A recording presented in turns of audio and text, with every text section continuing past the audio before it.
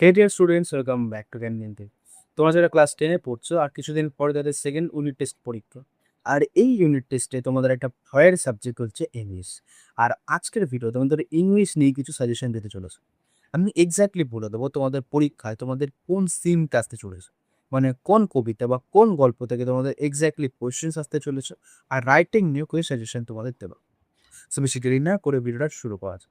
দেখো, পশ্চিমবঙ্গের প্রচুর স্কুল আছে এবং সেই সব স্কুলে আলাদা আলাদাভাবে সিলেবাস ডিস্ট্রিবিউট হয়েছে। কিছু স্কুলে ফার্স্ট এবং সেকেন্ড চ্যাপ্টার হয়েছে তোমাদের ফার্স্ট ইউনিট টেস্টে, আবার কিছু কিছু স্কুলে 1 থেকে 4 এই 4টে চ্যাপ্টার হয়েছে ফার্স্ট ইউনিট টেস্টে। তো আজকের ভিডিওতে আমি তোমাদের এটা বলে দেবো যারা 1 থেকে 2 এই দুটো চ্যাপ্টার সিলেবাসে ছিল তারা কোন কোন গল্প কবিতা পড়বো, এবং যাদের 1 থেকে 4 এই 4টে চ্যাপ্টারে ছিল তারা কোন কোন কবিতা বলবো পড়বে। তো তোমরা স্ক্রিনের উপর দেখতে পাচ্ছ 3 থেকে 8 এই করে চ্যাপ্টার তোমাদের এখন করতে হবে।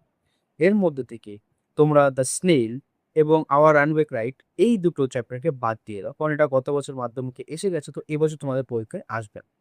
তো বাকি বছর যে কটা তার মধ্যে থেকে যাদের 1 এবং 2 নম্বর চ্যাপ্টার কমপ্লিট হয়েছে তারা পাসিং অ্যাওয়ে অফ বাপু এবং মাই ওন টু ফ্যামিলি এই দুটো পড়বে। হ্যাঁ, যাদের 1 থেকে 2 নম্বর চ্যাপ্টার হয়েছে ফার্স্ট ইউনিট টেস্টে তারা এই দুটো পড়বে, এবং যাদের 1 থেকে 4 অবধি হয়েছে তারা কি পড়বে, তাদের 3 এবং 4 তো বাদ হয়ে গেল, তারা পড়বে দ্য ক্যাট এবং সিভি।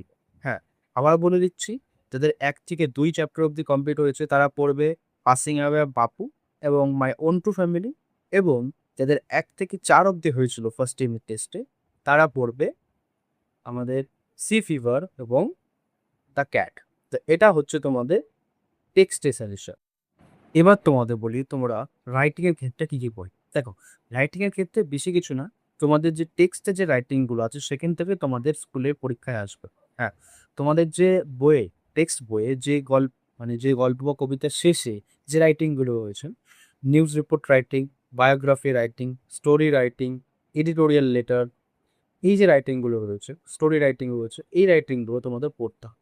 স্ক্রিনের উপর দেখতে আমরা লিস্ট দিয়ে দিচ্ছি, এই লিস্ট হিসাবে পাশে যে চ্যাপ্টারগুলো লেখা আছে সেই চ্যাপ্টারে দেখবে এই রাইটিংগুলো পেয়ে যায়, এবং সেগুলোই প্র্যাকটিস করো, দেখবে ওখান থেকেই তোমাদের রাইটিং কমন চলে এসেছে।